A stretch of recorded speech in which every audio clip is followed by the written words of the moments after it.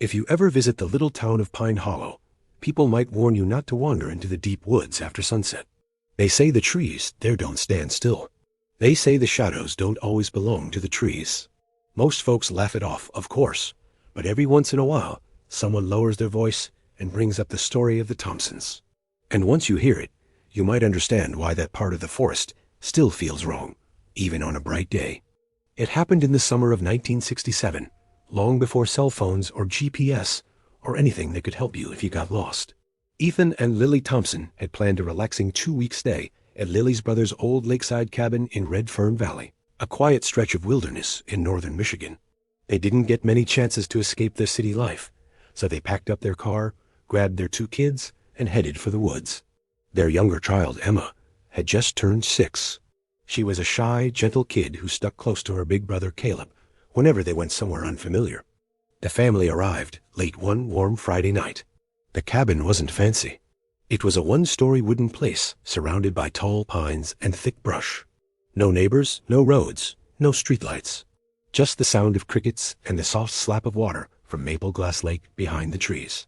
The lake got its name because the surface was so smooth and shiny it looked like a piece of dark glass. The next morning, Ethan and Lily decided they would take the kids down to the lake for a picnic. While the adults packed snacks and towels, the kids were free to play outside. Caleb stayed near the porch, kicking pine cones into the woods. Emma wandered to the side of the cabin, where wildflowers grew in tangled bunches. She liked picking the yellow ones, because she said they looked like tiny suns. Every couple of minutes, Lily or Ethan would peek through the window to check on both kids. Nothing seemed strange at all. The morning felt peaceful, almost too quiet for a forest that big. By 10 o'clock, the picnic basket was ready, and the parents stepped outside to gather the kids. They found Caleb right where they expected him, but when they walked to the side of the cabin, Emma wasn't there. At first, they weren't scared. Maybe she went around to the back, or walked closer to the trees to look for flowers. They called her name and checked both sides of the cabin. No answer. They searched inside the cabin too, thinking maybe she slipped in when they weren't looking. She wasn't inside. At this point, there was a little twist in the air, the kind you feel when something small turns into something big. The parents hurried around the property, calling her name louder now. This part of Red Fern Valley didn't have roads running through it. There weren't any other people for miles. You could yell and hear your own echo bouncing through the trees like someone else was shouting back. Even if Emma had wandered off, she should have heard them easily. She wasn't the kind of kid who ignored her parents, especially not somewhere as unfamiliar as this. But the woods stayed silent. No answering footsteps. No crying. Nothing. Ethan and Lily tried not to panic, but you could see fear spreading across their faces. Lily said she had checked on Emma only 10 minutes earlier. Ethan said the same thing. Caleb nodded and repeated that she was right there, picking flowers just a few minutes ago. None of it made sense. They called the sheriff's office in the nearest town. Help arrived a little after noon. Officers walked in widening circles around the cabin while calling Emma's name over and over. The forest swallowed their voices. Soon after, teams of volunteer searchers came. They brought dogs trained to follow scents, but not even the dogs could find a clear trail. Just when they thought they might have a lead, the sky split open and rain poured down so hard it flattened the grass. Any footprints or clues that might have helped were washed into nothing. As evening crept in, so did a cold breeze from the lake. Lily told the searchers something that broke her voice in half. She explained that Emma was terrified of the dark. A simple shadow in her bedroom at home could make her cry for hours. Out here, surrounded by trees that looked like small black spires once the sun went down, she would have been terrified. Lily hoped this meant Emma had stopped walking once she got scared, maybe curled up somewhere close by, waiting to be found. But the night came and went, and nobody found her. 3 long days passed. The rain didn't stop. It dripped from the branches in slow, steady taps that sounded like fingers knocking on wood. Temperatures dropped lower than anyone expected for July. Searchers trudged through mud and shallow water. They combed through brush so thick it felt like walking into a wall. The forest had a way of twisting you around until you couldn't remember which direction you came from. Late on the 3rd day, a team found small footprints pressed into moss high up on a ridge overlooking Maple Glass Lake. The prints were tiny, child-sized, and they led straight to the edge of the cliff. The searchers imagined Emma standing there, looking out over the dark water, maybe calling for her parents, maybe too scared to move. Then the tracks turned away from the cliff and headed down toward the swamp at the base of the ridge. But halfway through that swampy area, the footprints faded away like they had been smudged or erased. The next day, something even stranger happened. Searchers found another set of prints deeper in the swamp.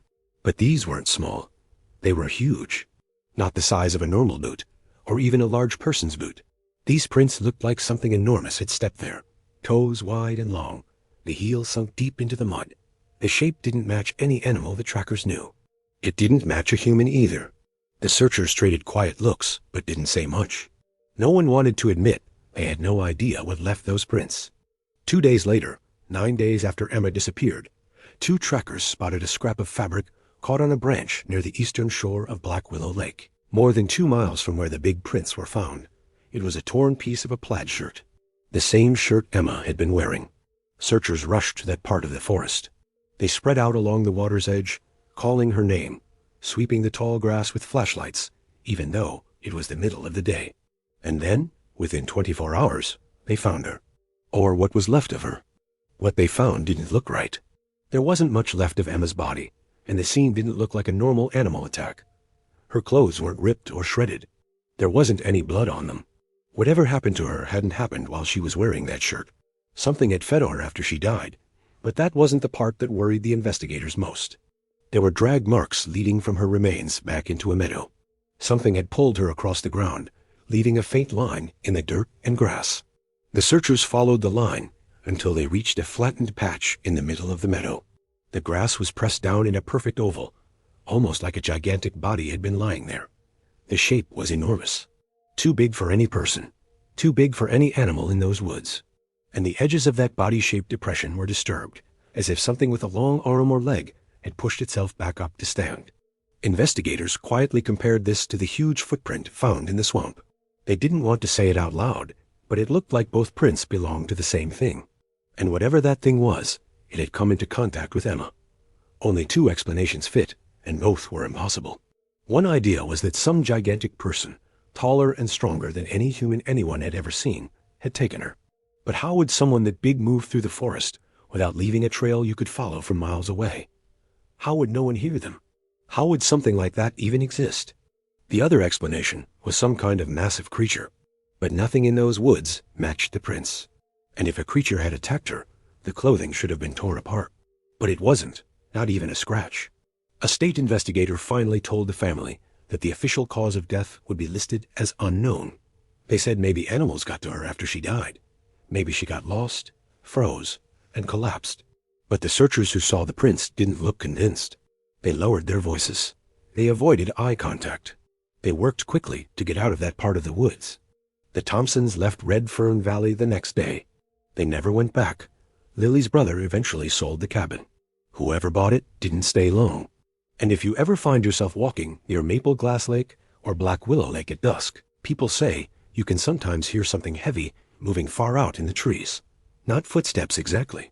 More like the slow drag of something enormous sliding across the ground. They say you can hear a little girl crying too. But if you do, you should never call out to her. Because whatever is out there, crying might not be the girl at all. In 2018, a woman named Mara Collins lived with her younger sister Ellie in a small town called Redwater, Michigan. Redwater wasn't famous for much, except for wide stretches of forest and a lake the locals claimed was haunted back in the old days. Mara never cared about ghost stories, though. What she cared about was bow hunting. She loved the quiet of the woods and the feeling of being up in a tree, stand with nothing but her breath and the wind. On the first week of October, right after deer season opened, Mara decided she was finally going out for her first hunt of the year. The whole morning had been gloomy and wet, but by afternoon the sky cleared, and the sun came out as if someone switched on a giant flashlight. Around 5:30, she grabbed her gear, told Ellie she wouldn't be gone long, and headed into the woods behind the neighborhood. These woods weren't remote at all. You could hear kids playing in nearby backyards sometimes, and there was a farmhouse just a few minutes away. But deep inside the trees, it always felt more isolated than it really was. Her favorite tree stand was about 15 feet up a thick oak tree. From up there she could see rows of maples, dark patches of pine, and the uneven shadows that stretched across the forest floor. She climbed up, sat down, and started doing what everyone does when they get bored. She pulled out her old phone and texted a friend. She would look up every now and then, hoping a deer might wander in, but nothing showed. The woods were full of the usual sounds: crickets, leaves brushing against each other, a couple squirrels jumping from branch to branch. It was all normal and peaceful in that way. Forests usually are right before they become terrifying. A little after 6, her conversation with her friend fizzled out. She put her phone away and stared out into the trees. After 20 minutes of absolutely nothing happening, she thought, fine, I guess I'll take a selfie since the deer clearly aren't showing up. She lifted her phone, smiled, took the picture, and then lowered it. That was the moment everything changed. The forest went dead silent. Not quieter, not softer. Fully silent. Like every sound had been sucked out of the world all at once. Even the wind stopped. Mara froze. She had hunted for years, and she knew silence in the woods usually meant a big animal was close by. But this didn't feel like that. This silence felt wrong. Too sudden. Too heavy, almost like it had weight to it. She texted her friend again, saying, the woods just went totally quiet. Feels weird. As soon as she lowered her phone, she noticed something movement in a tree about 20 feet away. At first, she thought it was just her eyes adjusting. The branches looked like they were bending around something that wasn't actually visible. The air shimmered, like the weird heat haze you see above pavement in the summer, except this haze was shaped like a person crouching on a branch. She blinked a few times, thinking maybe she had a floater in her eyes, or maybe she was tired. But then the shape shifted, slowly, smoothly, like it was crawling along the branch, watching her the whole time. She could almost make out the form of shoulders, a head, and arms. The shape was clear enough to see, but also not. It was like someone wrapped a body in clear plastic, and then somehow erased all color from it. Mara's heart slammed against her ribs. She stopped breathing for a moment. She didn't want to move, but she also wanted proof of what she was seeing, because no one would believe this. With shaky hands, she lifted her phone and snapped a picture. The second her camera clicked, the thing slipped backward. It didn't jump or run. It just folded away into the tree, like it stepped behind the trunk and melted into the wood. 1 second it was there. The next, nothing. And then, just as suddenly as the silence came, the forest sounds rushed back. Crickets chirped. Leaves rustled. A crow somewhere in the distance let out a rough caw. Everything sounded normal again, but Mara didn't feel normal. She sat there frozen, staring at the tree where the figure had been. She didn't move for several minutes. Eventually, she pulled up the picture she took. It was a distorted blur, not like she moved too fast. Not like something blocked the lens. More like the photo itself, twisted and stretched in a way her phone shouldn't have been able to create. The whole image looked smudged, bent, and scrambled. She stared at it, confused and shaken, wondering how something could look like that. That night when she went home, she didn't say a word to Ellie. She didn't want to sound crazy. They had dinner, cleaned up, and later sat in the living room scrolling through their phones. At one point, Ellie let out a surprised noise. What? Mara asked. My friend from school just sent me the weirdest message. Ellie turned her phone toward her. They were practicing outside today for marching band, and everyone saw something strange in the woods. A big bright circle of light floating between the trees. It hovered for a few seconds, then drifted deeper into the forest. Mara sat up straight. Her chest tightened. What time did that happen? Ellie checked the message. Around 8. Why? Mara knew she couldn't hide it anymore. She told Ellie everything. The sudden silence. The haze figure crawling across the tree branch. The way it almost seemed alive. And then she showed Ellie the picture. Ellie frowned, studying the distorted image. Your phone did this? That's the problem, Mara said. It shouldn't be able to. Ellie handed back the phone. She wasn't a scientist or anything, but she knew tech well enough to notice when something didn't add up. Maybe we should check the file info, she said. When they looked at the file, that's when the real shock hit. Mara's phone could only take pictures in 3 sizes. Small, medium, or large. But this photo? It wasn't any of those. It had a size the phone wasn't even capable of producing. Mara felt a chill crawl up her spine. Ellie felt it too. That's not normal. Phones don't just make new resolutions out of nowhere. Just to be sure, they checked the other photos Mara took earlier that day. Those ones were totally normal. Only the picture of the strange figure had this impossible size, and this twisted, warped look. Ellie tried recreating the glitch by taking pictures with her own hand over the lens or shaking the camera. Nothing they tried came close. Every comparison shot looked normal. Nothing bent the image the way the photo was bent. The more they studied it, the worse Mara felt. She kept replaying the moment in her head, the silence, the shape crawling along the branch, the sense that it was aware of her, watching her, almost curious. Later that night, long after Ellie went to bed, Mara sat awake in the dark living room. She held her phone in her lap and stared out the window. The backyard led straight into the woods. She could see the same trees she walked through earlier, now swaying gently in the breeze. And then she noticed something. Not a sound, not a shape, a flicker, a small pale shimmer between the trunks, like heat haze, like something shifting, watching. Mara didn't take a picture this time. She just whispered to herself, "You're still out there, aren't you?" And for a moment, the shimmering shape almost seemed to answer by moving just a bit closer. If you hike far enough into the Pine Hollow Mountains, way past the marked trails, and deep into the thickest part of the woods, you might stumble across a tiny old campsite that almost no one knows exists. Most people living in the area have never even heard of it. And honestly, even if someone handed you a perfect map with a big red X on it, you'd probably walk right by, without noticing a thing. The place is hidden so well that it practically melts into the trees. There is nothing fancy there. Just a dirt fire ring, 2 crooked logs used as seats, an old stump someone once used as a chopping block, and a few narrow paths carved into the soil by whoever stayed there over the years. That is all. Nothing that screams danger. Nothing that says turn back now. But it probably should. The quickest way up is a 9-mile trail that climbs more than 5,000 feet and cuts through land so rough you can barely walk straight on it. Most people ride horses to reach it, and even that is hard. The trail isn't marked, and every year storms and fallen branches change the route, so you can't rely on last year's directions. It shifts like the mountain wants to hide the place on purpose. Back in 1978, the campsite belonged to 4 friends from a tiny town called Birchwood: Eli Carter, Tommy Briggs, Mason Hawley, and Howard Briggs. They weren't related by blood, but they'd grown up together and felt more like brothers than friends. They built the camp in their 20s and kept returning every hunting season. They never told people how to get there. They didn't want company. They also didn't want questions. Years later, Eli said he wished no one had ever heard a thing about Pine Hollow Camp. But once the story got out, there was no stuffing it back into the dark. The real trouble started in late fall of 1978. Earlier that year, Eli had gone up to the camp for the very first time, invited by the other 3. He still remembered how stunned he was when he saw the place. It sat high above a long, quiet valley, surrounded by massive pine trees that blocked most of the sunlight. A cold stream wound through the rocks a few feet from camp, always murmuring just loud enough to make you think someone was whispering nearby. Deer were everywhere, and the air smelled clean and sharp, like it hadn't been breathed in by anyone in months.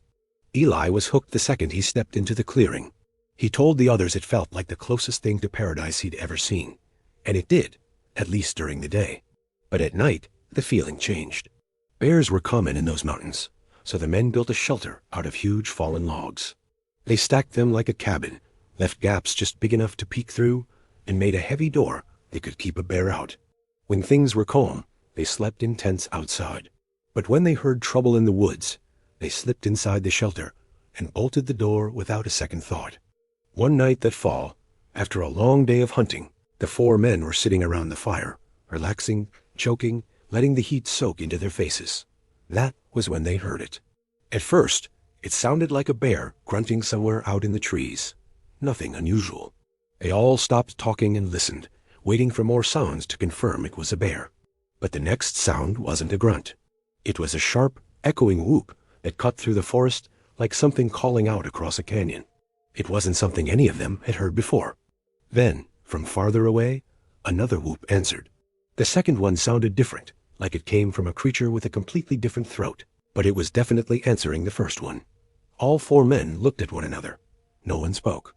No one had to. They got up and rushed into the log shelter, so fast they practically collided in the doorway. Inside the cabin, they locked the door and pressed their ears to the wooden walls. Eli whispered, "What was that?" But no one knew. Then they heard running. Heavy, thundering footsteps. Not delicate. Not confused. Something big was sprinting through the woods toward the clearing. The footsteps were so strong, they shook the ground just enough to make loose dirt fall from the ceiling. The men crouched near the tiny slats in the walls so they could peer outside. They could see the edge of their firelight, a thin orange line pushing against the darkness. The footsteps came closer, closer, and then stopped right at the edge of the clearing. Whatever was out there knew not to step into the light. It stood just outside of visibility, breathing heavily. Then it spoke. Or at least, it made a sound like speaking. It wasn't a bark or a growl or anything like that. It sounded almost human, like a person talking in a made-up language. Fast, broken syllables. Strange rhythms, like it was trying to imitate how humans talk, but couldn't quite get it, right? From the other side of the camp, a second voice answered. The two of them went back and forth, their strange words bouncing through the dark, like a conversation between two creatures that should not have had voices at all. The men backed away from the walls and huddled in the center of the shelter. The gaps between the logs suddenly felt too big. Eli kept imagining a long hand sliding through and grabbing him by the collar. The creatures circled the camp for hours. Sometimes they ran. Sometimes they whispered their strange language from different angles. Sometimes they let out those awful whoops, so loud they made Eli's chest vibrate. Once, something brushed the wall behind them, hard enough to make the logs creak. By the time the sun finally crept over the mountain, the voices had faded. The footsteps were gone. The forest was quiet again. The men didn't even pack properly. They just grabbed the basics and headed down the mountain as fast as they could. These were men who'd spent their entire lives in the woods, but they were pale and shaking the whole way out. On the trail, they tried to describe what they'd heard, but none of them had words that made sense. So eventually, they stopped talking altogether. Once they got home, none of them brought it up again. Except Eli. He couldn't stop thinking about it. He heard the sounds in his dreams, in the shower, in every quiet room. It felt like the creatures had crawled into his mind and were waiting for him to be alone. After a few weeks, he finally convinced the others to go back. But this time, Eli brought a bulky old tape recorder. He wanted proof. He wanted answers. Or maybe he just wanted to know he wasn't losing his mind. They rode back to the camp, lit a huge fire, and waited. Night came. Then the footsteps came. The four men ran inside the log shelter, slammed the door, and Eli hit the record button. The voices started again, talking, chattering, whooping, running around the shelter. Sometimes right up against the walls. Sometimes so close that Eli swore he could feel breath coming through the gaps. When Eli played the tape back later, he sent it to a university sound expert named Dr. Julian Hart. Hart confirmed the recording hadn't been altered at all. He also said the vocal range captured on the tape wasn't human, not even close. The pitch swung far above and far below what any person could produce. According to Hart, whatever made those sounds was likely between 7 and 8.5 feet tall. Another expert said it would have been nearly impossible in 1978 for someone to fake the voices on the tape, especially since you could hear Eli and the others talking at the same time as the creatures. People have tried for decades to debunk the recording, but no one has been able to. And the voices? No one has figured out what made them. Some people think it was animals unknown to science. Some think it was something supernatural. Some think it was something that lived deep in the mountains long before people ever arrived. Eli never went back to Pine Hollow after that. None of them did. They agreed to leave whatever lived up there alone. But every once in a while, when the wind is strong and the trees sway at night, people who live near Birchwood say they sometimes hear something faint drifting down from the mountains. Something that sounds like a whoop, answering another whoop far away. And if you listen a little too long, you might hear something else. A voice, almost human, trying to speak, like it remembers you. In 2012, a man named Tom Granger hurt his back while lifting a box at the hardware store where he had worked for almost 25 years. His back had been bothering him for a long time, but this time something snapped. A doctor told him he had damaged several discs. Suddenly he could not work, could not lift anything heavy, and could barely walk on some days. His girlfriend Maya had been staying home ever since her hours were cut at her old job. But once Tom got injured, she needed to go back to work. The only place they could afford to live on her new paycheck was a tiny, isolated area outside a town called Cedar Hollow, a quiet place surrounded by endless woods. They brought along Elliot, Maya's 16-year-old son, who wasn't thrilled about leaving his friends behind. The three of them moved into an old farmhouse at the end of a long dirt road. The house looked nice from far away, but the closer you got, the more you noticed the peeling paint, the sagging porch, and the strange shapes carved into the wood around the windows. Still, the property was huge. Behind the house stretched acres and acres of thick forest. No neighbors. No streetlights. Nothing but trees that seemed to lean inward, as if listening. Tom was a big hunter before his injury, so he owned several rifles. Maya refused to let the guns stay in the house, especially with Elliot around, so Tom and Elliot built a heavy wooden gun chest in the old barn. They bolted it to the wall and locked it tight. The guns were safe, but far away if anything ever happened. Most evenings, Tom and Maya sat on the front porch with warm drinks. It became their quiet routine. They liked watching the field in front of the house fade into the dark woods. Even though the place made them uneasy sometimes, they still enjoyed the peace. Everything changed one warm summer night. The first lights Tom and Maya were relaxing on the porch, talking about nothing important, when Maya suddenly stopped mid-sentence. She narrowed her eyes toward the far edge of the field. "Do you see that?" she asked. Tom squinted. At first he thought it was just starlight reflecting off something. But then he saw it too, a soft, pulsing glow deep in the woods. It wasn't bright like headlights. It moved almost like it was breathing. In, out, in, out. There was no road out there. No house. Nobody had any reason to be in those trees. Tom's first thought was a trespasser. Maybe someone camping where they shouldn't. Maybe a hunter out late. So he called Elliot outside and asked if the glow looked like someone using a flashlight or lantern. Elliot wasn't sure, but he agreed it didn't look normal. Tom decided to walk toward it. They figured they'd go far enough to shout, "Private property. You need to leave," and then head home. But as they crossed the field, the glowing light faded back into the trees, like it was sinking deeper into the forest. When they reached the tree line, everything was completely dark. No sound, no light, no movement. Still, they stepped inside. Just a few yards. Just enough to make sure no one was hiding. Branches scraped their arms. Leaves brushed their faces. The air smelled wet and old, like something had been living there for a long time. After walking maybe 10 meters, they heard footsteps to their left. Heavy ones. Slow ones. Something large moving at the exact same pace they were. They froze. Elliot whispered, "Dad, what is that?" Tom didn't answer. He didn't know. But he did know they needed to leave. They backed out of the forest and hurried home, trying not to look behind them. The mound in the trees about a month later, Elliot invited his best friend Jace over for the weekend. It was the first warm day after a cold spell. The boys were restless, so they took the family's 2 dogs and set off into the field. The forest felt different during the day. Still creepy, still dark, but quieter somehow, as if everything inside it was sleeping. Once the boys reached the trees, Elliot let the dogs off their leashes. They bolted forward, excited to stretch their legs. But then, suddenly, they both stopped at the same moment.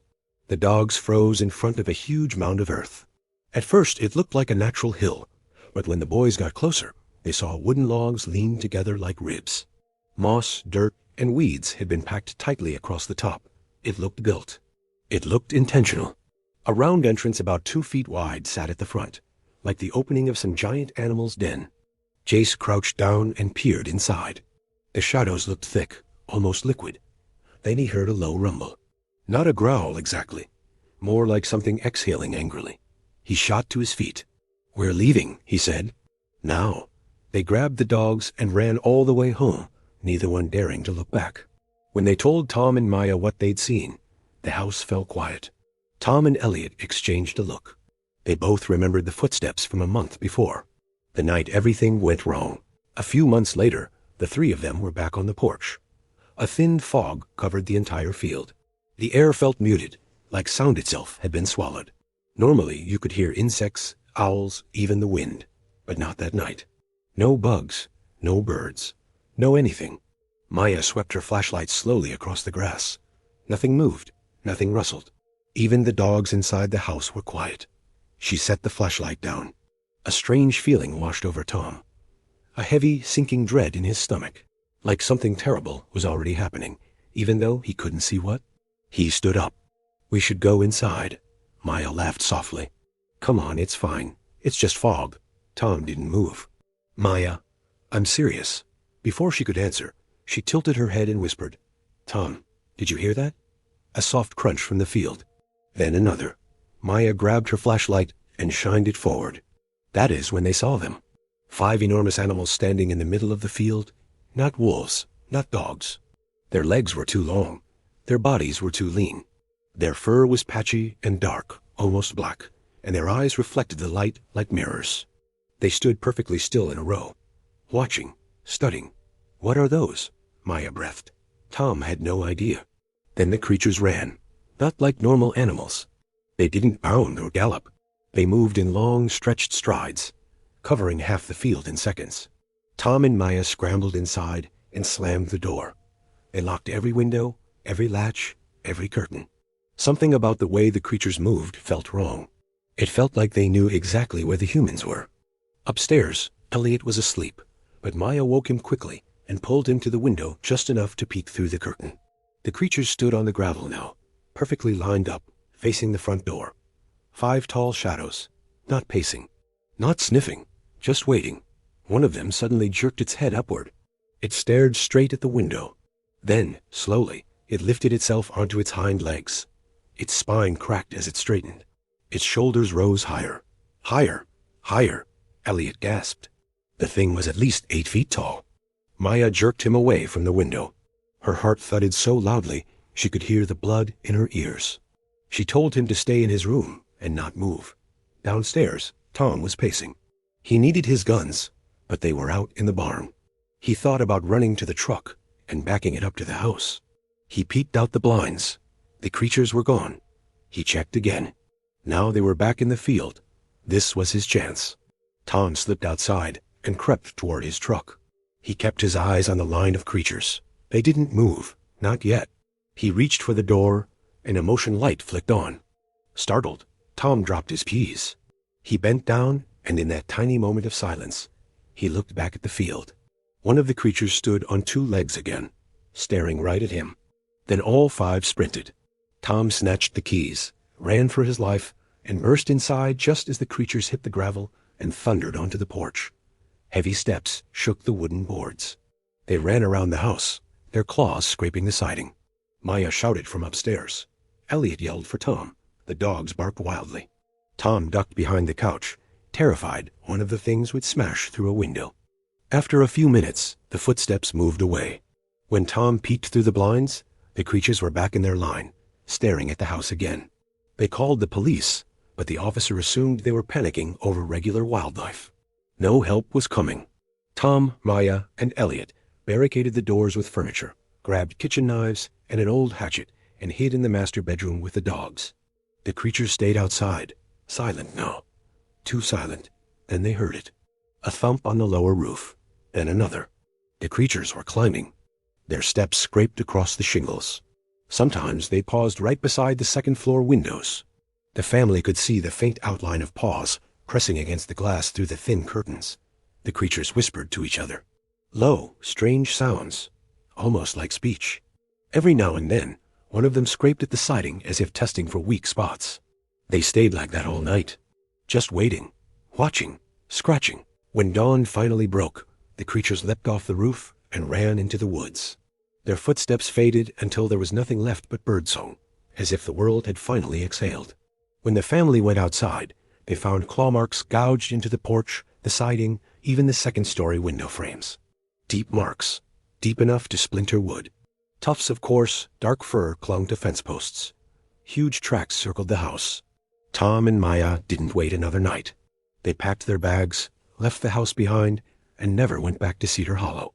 And since the night of the cold visitors, none of them have seen anything like those creatures again. At least, not yet. In 2019, a group of forest firefighters was called out to a remote stretch of wilderness in northern Montana. The fire had started somewhere deep in the trees and was spreading fast. Everyone on the team knew this job would be rough, but nobody expected what really waited for them out there. One of the firefighters was a man named Evan Ward. He wasn't the boss, but he was second in command, and everyone trusted him. He had been fighting fires since he was barely out of high school. The crew treated him like an older brother. He kept people calm. He cracked jokes when the stress got too heavy. But on this day, all of that confidence would disappear. By the time Evan's crew drove into the forest, thick smoke was already weaving through the branches. The flames were still far enough away that they had some time, but not much. Evan decided he needed to ride ahead to figure out the best place for the crew to spread out. He hopped onto an old TV the team kept for situations like this. He told his cousin Leah, who was also on the crew, that he'd be back in a few minutes. She nodded, but warned him not to go too far. Evan just grinned and said, "I'll be all right," even though he already had a strange feeling in his stomach. Something about the air felt off, like the forest was holding its breath. He took off down a narrow dirt road that looked like it hadn't been used in decades. Fallen branches covered parts of it, and old tire ruts had almost faded away. The deeper he rode into the trees, the quieter everything became. Even the fire felt distant. No birds, no wind, not even the usual rustling of animals. He kept telling himself it was the smoke, or the fire scaring everything off, but the silence felt heavier than that, like someone had turned the whole forest upside down. After about half a mile, something moved to his left. It happened so fast that he almost didn't catch it. A lynx, bigger than any he'd ever seen, sprinted out of the trees toward the road. Its fur was patchy, like something had chewed on it. Evans slowed the ATV, figuring the animal would take one look at him and bolt. But the lynx didn't run away. It stopped right in the center of the road and turned to face him, its shoulders crouched low and its teeth showing. Its eyes were wide and glassy, like they belonged to something that wasn't fully alive. Evan had seen plenty of wildlife before, but this was wrong. Lynx were usually shy. They avoided people.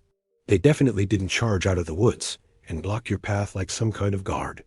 Evan froze, gripping the handlebars. The lynx stared straight at him without blinking. The air felt colder around him, even though the fire was somewhere behind the trees. Then the animal opened its mouth and screamed. It didn't sound like a lynx. It didn't sound like any animal. It sounded like a person screaming for their life. The noise had this awful wobble in it, like someone crying and shrieking at the same time. It made Evan's chest tighten and his eyes water. He had never heard a sound cut through him like that.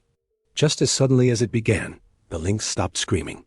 It spun around, dashed to a nearby pine tree, and shot straight up the trunk.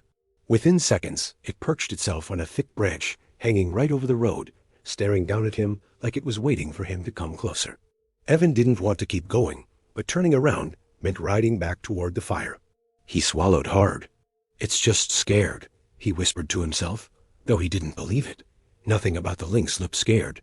It looked like it wanted him to come closer. He eased forward on the ATV. The branch creaked above him as the animal shifted its weight. To keep from panicking, he kept his eyes on the road. When he reached the tree, he hit the throttle and sped underneath it.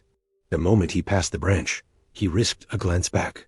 The lynx had twisted its whole body around and was staring after him, not even bothering to hide its teeth. He tried to shake it off, but his hands were trembling. Not long after, something else appeared on the side of the path. A small cabin, barely visible between the trees, stood crooked and gray. Evan slowed down. There weren't supposed to be any private buildings on federal land. The place looked ancient, but also strange, like it had been forgotten for so long, the forest almost consumed it. He parked the ATV and walked toward it. With every step, the smell of old wood and wet earth grew stronger. The cabin's windows were boarded up with mismatched planks, some cracked, some newer. But the door was the strangest part. The doorknob was missing, and in its place, someone had threaded a shiny metal chain through the hole and wrapped it around a wooden post, creating a rough, improvised lock. The chain looked brand new, untouched by rust or dirt, which meant someone had been here recently. Evan crouched down to peek through the hole where the knob used to be. At first he saw nothing but darkness. He lifted his flashlight and aimed it inside. He immediately stumbled back. The cabin was filled with furniture, but everything was turned upside down. Chairs lay on their backs. A table rested on its edge with one broken leg poking upward. Even a mattress had been flipped and shoved against the wall like someone had been searching for something, or had torn the place apart in a frenzy. The air around Evan felt colder than before. He backed away, keeping his eyes on the cabin. The silence somehow grew even deeper, and he felt like someone inside was holding their breath, waiting for him to look away. He couldn't get out of there fast enough. He turned, walked quickly toward the ATV, then broke into a full run. His heart hammered so hard that he felt it in his throat. He jumped on the ATV and sped back toward the crew. As the forest rushed past him, he kept glancing over his shoulder. At one point, he thought he saw movement behind the cabin, something pale slipping between the trees, but he didn't slow down to check. When he reached the bend in the road where the lynx had screamed at him, he squeezed the brakes so hard the ATV skidded. Someone was standing in the road. A woman. She looked about 30, maybe younger. Her long black hair hung in tangled ropes over her shoulders. She wore a torn, dirty white nightgown, and her feet were bare and darkened with soil. She stood in the exact spot where the lynx had blocked him earlier. She stared at him like she had been waiting the entire time. Evan felt the temperature drop again. His breath wavered. Nothing about her expression changed. She didn't look scared or lost. She looked aware, calm, almost curious. Before he could call out, she threw her head back and screamed. It was the lynx's scream, perfectly identical. Same pitch, same length, same broken, human-like sound. Evan's entire body went cold. His hands shook so badly, he almost dropped the handlebars. The woman stopped screaming, just as suddenly as she'd started. Then, without taking her eyes off him, she ran toward the same tree the lynx had climbed. She moved too fast to be normal. Her arms and legs bent at strange angles as she grabbed the trunk and climbed, scaling it like an animal. She reached the same branch and perched on it in the same twisted position the lynx had used. Her mouth hung open, empty and dark inside. Evan realized he would have to ride beneath her again. He didn't wait. He didn't try to make sense of anything. He slammed the ATV into gear and shot forward. As he passed under the branch, he could hear her breathing, fast and shaky, like she was trying not to laugh. When he looked back, she was still on the branch, turned around, staring after him, her hair hanging like wet strings. Evan didn't slow down again until he reached his crew. His cousin Leah took one look at his face and knew something was wrong. He told them everything, though he knew how impossible it sounded. No one laughed, no one joked. They all knew the forest could hold strange things, but this was something else. They finished fighting the fire, but no one went near that stretch of woods again. A few days later, back in town, Evan sat at a bar, trying to get the image of the woman out of his head. When a local man sat beside him, Evan asked if he had ever heard of a cabin deep in the northern woods. The man didn't smile. He didn't joke. Instead, he said quietly, "Only thing I ever heard was about a woman who lived out there a long time ago. Folks said she kept a wild lynx as a pet. Kids called her the forest witch. People stayed away." He took a sip of his drink, then added, "Some say she never left." Evan didn't ask anything else. He didn't need to. He already knew exactly what he had seen.